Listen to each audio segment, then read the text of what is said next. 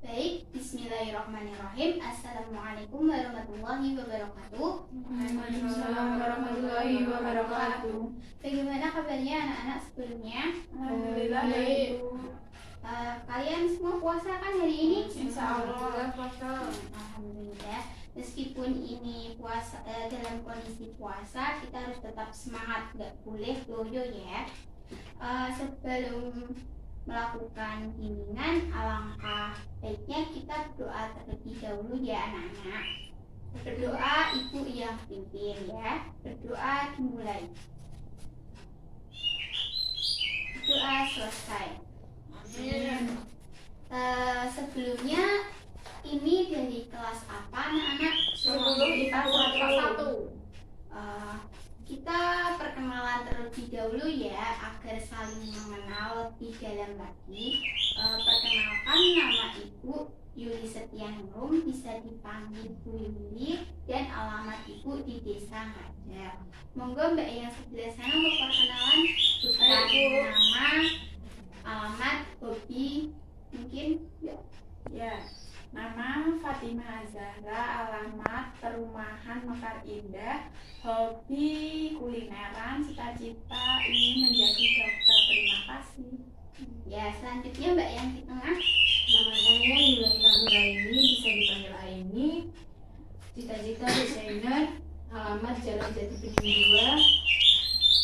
Hobi traveling. Mbak. Perkenalkan, nama saya Siti Khotijah, bisa dipanggil Khotijah. Alamat saya di Jalan Jiwadewi nomor 14. Hobi saya berenang. Cita-cita saya menjadi seorang influencer. Baik, ini jadinya Mbak Khadijah, ini Mbak Aini, dan yang di sebelah sana Mbak Fatimah. Ya.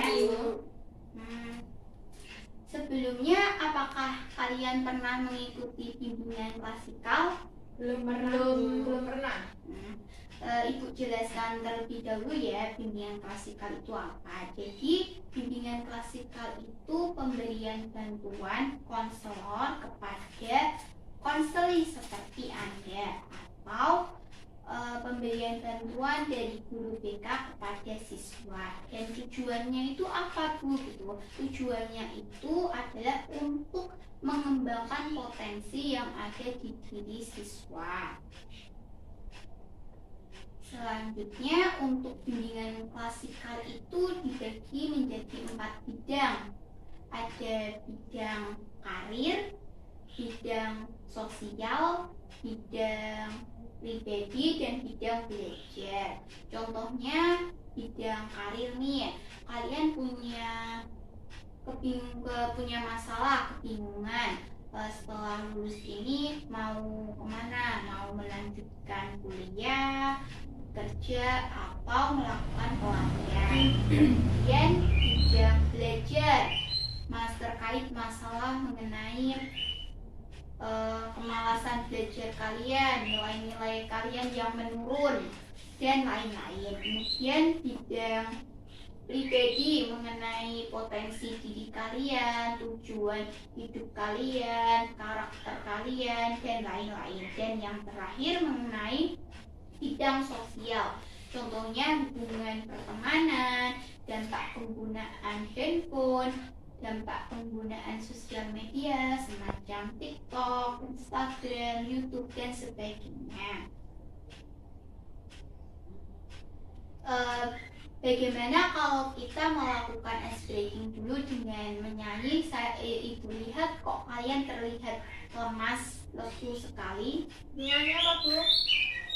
Kalian ingin menyanyikan lagu apa? Ada usulan mungkin? Garuda Pancasila. Ya, Ibu hitung 1 sampai 3, mulai menyanyi ya. 1, 1, 2, 3. Garuda Pancasila, akulah pendukungmu.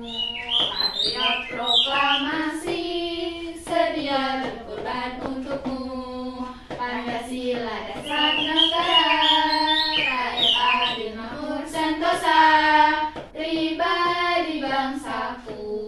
Ayo maju, maju, ayo maju, maju, ayo maju, maju. Ayo tepuk tangan ya, semangat dong, semangat. Ya Bu. Baik, selanjutnya kita memasuki materi. Nah, pada bimbingan kali ini kita akan membahas mengenai toxic friendship. Mungkin ada yang tahu apa pengertian dari toxic friendship itu sendiri, anak-anak? Kalau saya toxic friendship itu hubungan pertemanan yang tidak sehat. Ya benar, mungkin Mbak Aini sama Mbak Fatimah Belum tahu Bu. ya.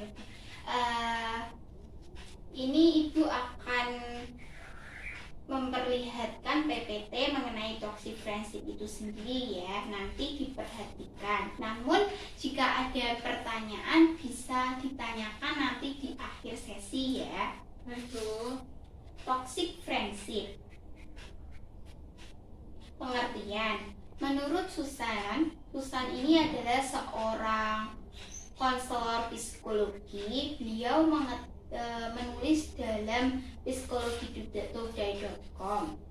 Menurutnya, toxic friendship itu adalah seorang teman yang beracun, seringkali mendatangi seseorang bila sedang membutuhkan sesuatu saja, juga berusaha mengisolasi seseorang dari kawan-kawannya yang lain.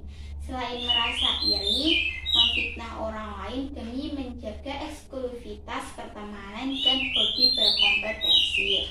Kemudian, menurut Gilliard, toxic friendship itu lebih fokus kepada sesuatu yang dilakukan oleh teman kamu dan menyebabkan kamu stres, rambut rontok, berat badan berkurang, berat badan bertambah, kecemasan yang berlebihan, depresi, kemarahan, dan masalah kesehatan lainnya.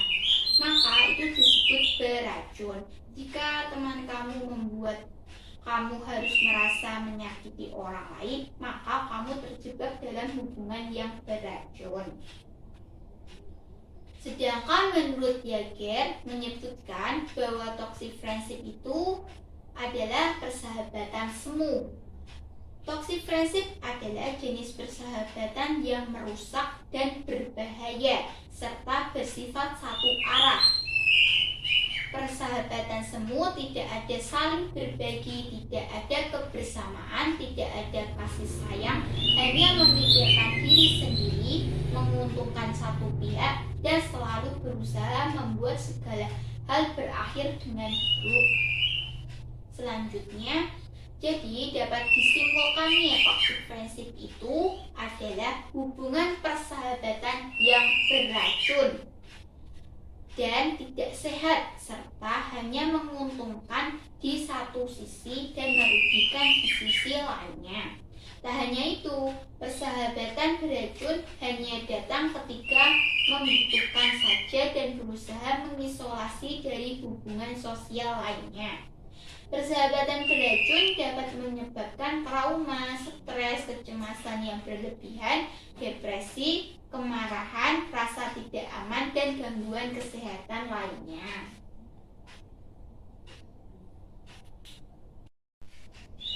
Selanjutnya, apa sih ciri-ciri dari toxic friendship itu sendiri? Ada 3 ciri, yaitu 1. Pengkritik, 2. Tidak ada empati, dan 3. Keras kepala. Pengkritik artinya tidak dapat menghargai hasil karya atau prestasi yang dicapai oleh orang lain, merasa cemburu karena orang lain lebih sukses dan lebih baik dibandingkan dirinya, serta mencoba merendahkan dengan mengatakan hal yang buruk tentang kesuksesan yang dicapai orang lain. Jadi dia itu suka julid sama orang lain. Yang selanjutnya, tidak ada empati, yaitu dalam hubungan tidak adanya sifat memahami dari sudut pandang seseorang untuk merasakan, menyayangi, dan menunjukkan simpati kepada orang lain. Dan yang terakhir, keras kepala, yaitu tidak mau mendengar kata orang lain, menganggap pendiriannya selalu benar. Selanjutnya, penyebab dari toxic friendship itu sendiri apa saja? Yaitu 1. Rasa percaya diri yang rendah, 2. Tantangan keakraban, 3. Memahami isyarat, 4. Depresi, dan 5. Kepribadian. Dampak dari toxic friendship yaitu 1. Kompetisi berlebih, 2. Kecemburuan, 3. Balas dendam, 4. Kemarahan, 5. Pengkhianatan, 6. Insecurity atau rasa tidak aman. Lalu, bagaimana cara mengatasi toxic friendship itu sendiri? Jadi, ada 4 langkah yang bisa anak-anak lakukan. Yang pertama adalah mengeluarkan teman toksik seperti ini dari hidup kamu. Berikan jarak antara kamu dan teman yang beracun ini secara emosional. Hindari membicarakan hal-hal pribadi dengannya. Kamu juga tidak perlu terlibat di dalam kehidupannya. Jadi mencoba untuk jaga jarak terlebih dahulu. Yang kedua, kamu bisa menyibukkan diri dengan hal lain untuk membuat alasan yang membuat kamu tidak bisa bertemu dengannya. Perlahan-lahan tapi pasti jauhkan diri kamu dari toxic friend. Misalkan buat alasan karena ada urusan keluarga atau urusan kepentingan lainnya. Yang ketiga, bersosialisasi dan beraktivitaslah dengan teman lain yang bisa membangun dan memberikan dampak positif untuk hidup kamu. Tangani stres dengan berbicara bersama teman lainnya, meditasi, yoga, dan sebagainya.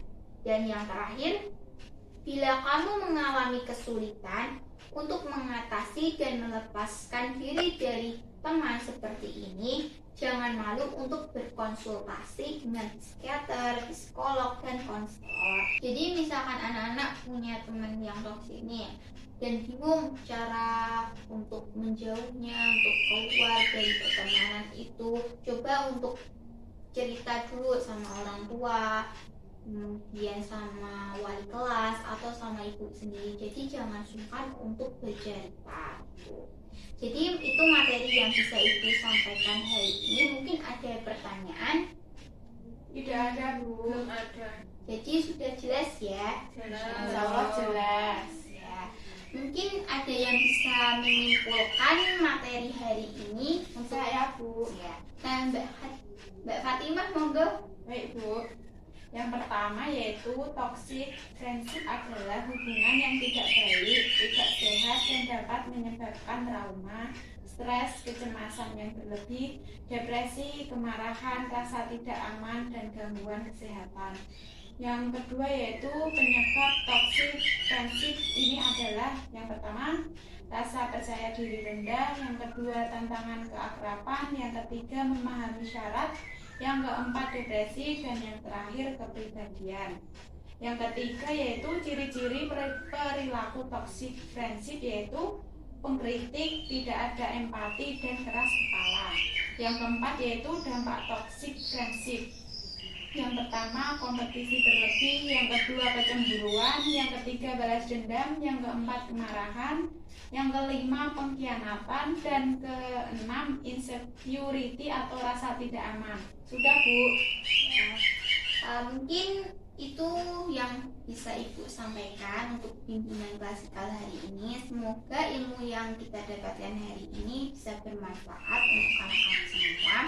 Dan apabila ada pertanyaan dan sungkan untuk ditanyakan, bisa ditanyakan melalui nomor pribadi WhatsApp Ibu atau bisa datang ke ruang konseling ya. Ibu akhiri pertemuan hari ini. Sampai berjumpa pada pertemuan selanjutnya. Kita akan membahas mengenai karir ya. Cita-cita apa yang akan kalian raih untuk masa depan kalian. Sekian dari Ibu, apabila ada salah kata mohon maaf. Wassalamualaikum warahmatullahi wabarakatuh. Waalaikumsalam warahmatullahi wabarakatuh.